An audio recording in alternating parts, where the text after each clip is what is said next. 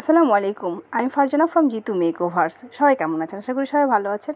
আমি আলহামদুলিল্লাহ এখন ভালো আছি বা খারাপ আছি কোনোটাই বলতে পারছি না, কারণ বুঝতেই পারছেন যেহেতু ছেলের বাবা অনেক অসুস্থ। আর এই অসুস্থতার মাঝে দেখা যাচ্ছে যে আমি অনেক ধরনের ভিডিও কেউ আমাকে যদি পোস্ট করতে বলে, মানে দেখা যাচ্ছে এটা কিন্তু আসলে আমার মানে রিকোয়েস্ট ভিডিও বিশেষ করে বললেই চলে, যে রিকোয়েস্ট করেছিল যে আপু এই ড্রেসের যেহেতু তুমি ভিডিও দিয়েছো, আমি কিন্তু ফুল সাজের ভিডিওটা দেখতে চাই। তো আসলে যখন আমি ভিডিও করেছিলাম, তো আমি আসলে মানে যখন সাজাইছিলাম আরিন আপুকে, তখন আমি কিন্তু ভিডিওটা ওইভাবে করা হয় নাই। তো আরিন আপুর ফোনে একটু একটু কিছু কিছু ভিডিও রেখেছিল, সেগুলো আমাকে দিয়েছিল। তো আমি সেই কারণেই রিলস ভিডিও হিসাবেই ছেড়েছিলাম। তো এই ভিডিওটা পাওয়ার পরে মনে করলাম সম্পূর্ণটাই একত্র করে আমি অ্যাড করে আপনাদের মাঝে শেয়ার করি, এ টু জেড যেটুক করেছিলাম। তো আসলে সম্পূর্ণটা আমার কাছে নাই। আর যদি সাজের বিষয়টা বলতে চান যে কোনটার পরে কোনটা দিয়েছি, এগুলো যদি জিজ্ঞাসা করতে চান, তাহলে আমার অনেক অনেক ভিডিও দেওয়া আছে ইউটিউব চ্যানেলে, জিতু মেকওভার্সেই। তো ওইটাতে আপনারা অবশ্যই সার্চ করে খুঁজলেই পেয়ে যাবেন। আর ফেসবুকেও অনেক দেওয়া আছে। তো আসলে আমি যেহেতু বাবুর আব্বু অসুস্থ, কেউ রিকোয়েস্ট করলে আমি সব ধরনের ভিডিও আমি এখন আগের মতন আপলোড করতে পারি না। আর আমি তো সবসময় বলি যে আমার ননদের যেহেতু বিয়ে হয়ে গেছে, যে ভিডিও করার সে মেন লোকটাই আমার কাছে নাই।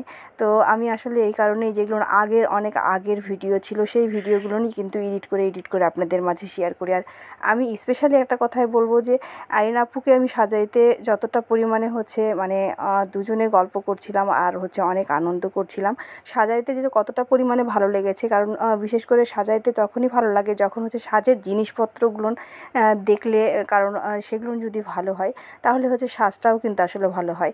তো আমি সাজানো আমার যতটুকু পরিমাণে যেটাই হয়েছে, সবচাইতে বিশেষ করে আমি যেটা মনে করব গহনা, শাড়ি সব কিছু মিলিয়ে মানে এক্সিলেন্ট। আসলে অনেক অনেক পারফেক্ট জিনিসগুলো নিয়ে আসছিলো, যেই জিনিসগুলো নিতে আপুকে অনেক সুন্দর লাগছিল। আর আমি আরেকটা কথা বলবো যে আপু সাজের বিষয়টা, যেইটা মানে 7 বছর থেকে আপুকে আমি চিনি, আমার কাছে ড্রেস বানায়। তো আজ সাজবে কাল সাজবে, মানে এইরকম করে। তো আমি এখন মানে দেখা যাচ্ছে যে আমার সময় হইলে আপুর সময় হয় না, আপুর সময় হলে আমার সময় হয় না। এই প্রথম তাকে সাজিয়েছিলাম এবং সে আমাকে একটা কথা বলেছিল যে আমি বাসায় যাওয়ার পরে আমি বলবো যে আপনাকে একটা সার্টিফিকেট দিব যে আসলে কেমন লাগছিল। সেই কথাটা শুনে আমার খুবই ভালো লেগেছে।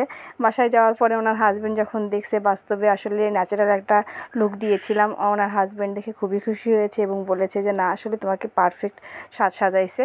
আর সাজ সাজাইতে গেলে তখনই ভালো লাগে, আমি তো বললামই, সাজের জিনিসপত্রগুলো যদি ভালো হয়। তো আটা ময়দা সুজি কিন্তু কখনোই কেউ বলবেন না, কারণ সাজতে যেমন ভালো লাগে আমার সাজাইতে ঠিকই তেমন ভালো লাগে। সাজের মধ্যে সৌন্দর্য হালকা, যতটা পরিমাণ যেটাই বলেন না কেন, হালকা একটা ন্যাচারাল কালারের জন্য করে দেখা যাচ্ছে ত্বককে সৌন্দর্যের জন্য, মানে যতই পরিমাণ যেটাই বলেন না কেন, হালকা কিছু একটা মেকআপ না করলে কিন্তু ভালো লাগে না। আর আপু স্পেশালি আপুকে কোনোদিনই কেউ খোপা করে দিতে পারে নাই, আমি নাকি সর্বপ্রথম তার চুলে খোপা করে দিয়েছি, এতটা পরিমাণে চুল কম, যার কারণে তো খোপাটা অনেক সুন্দর হয়েছে আলহামদুলিল্লাহ, অনেক খুশি হয়েছে সে। তো মানে যেই কথাটা বলতে চেয়েছিলাম, তো উনি কিন্তু আসলে আমার কাছে 7 বছর থেকে আজ না কাল কাল না পরশু এরকমই হয়েছিল সাজানোর সময়। তো আসলে ওনাকে আমি মানে সাজাইতে চাই যখন, তখন দেখা যাচ্ছে যে বেবি কনসেপ্ট করেছিলাম, তারপর মেডিকেলে ছিলাম কিংবা বাবার বাড়িতে ছিলাম, মানে কিছু না কিছু একটা সমস্যা দেখা দিতই। একদিন দেখা যাচ্ছে যে অনেক সকালবেলা ভোরবেলা 3টার সময় আসবে, তখন মানে কিছু না কিছু সমস্যা, ওনাকে আমি আজকে না কালকে, কালকে না পরশু এই করতে করতেই কিন্তু সাজাইতে পারি নাই। তো ফাইনালি ওনাকে সাজিয়েছি আলহামদুলিল্লাহ, ফাইনাল লুক অনেক সুন্দর হয়েছে, আমার কাছে খুব ভালো লেগেছে। ন্যাচারালি আমি সবসময় একটা কথা বলবো যে সামনাসামনি দেখতে যতটা পরিমাণে ভালো লাগে, ফোনে অতটা পরিমাণে ভালো লাগে না। তো যদি কেউ সাজতে চান তাহলে যোগাযোগ করবেন অবশ্যই। এখন কাজ করতেছি, বিশেষ করে পার্লারের কাজটা করতেছি যেহেতু বাবুর আব্বু অসুস্থ। আর সেলাইটা ওইরকমভাবে করতে পারছি না, তারপরেও একেবারে করি না তা বললেই না। দেখা যাচ্ছে টুকিটাকি আগের কাজগুলো খুব ইম্পর্টেন্ট, যাদের কাজ ছিল তারা যদি বলে যে আপু তুমি আমার ওই ড্রেসটা কমপ্লিট করে দিও, দেখা যাচ্ছে টাইম নিয়ে আমি কমপ্লিট করে দিই। তো এই তো আমার হচ্ছে আজকের কিন্তু হচ্ছে আরিনাপুর ফাইনাল লুক।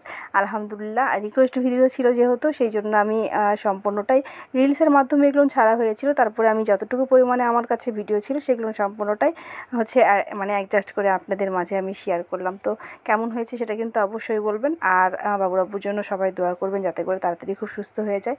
আর আপনাদের জন্য শুভকামনা রইল, সবাই ভালো থাকবেন, আমার জন্য সবাই দোয়া করবেন। নেক্সট ভিডিও আবারও কিছু একটা নিয়ে আসবো আল্লাহ যদি চাই, ইনশাল্লাহ।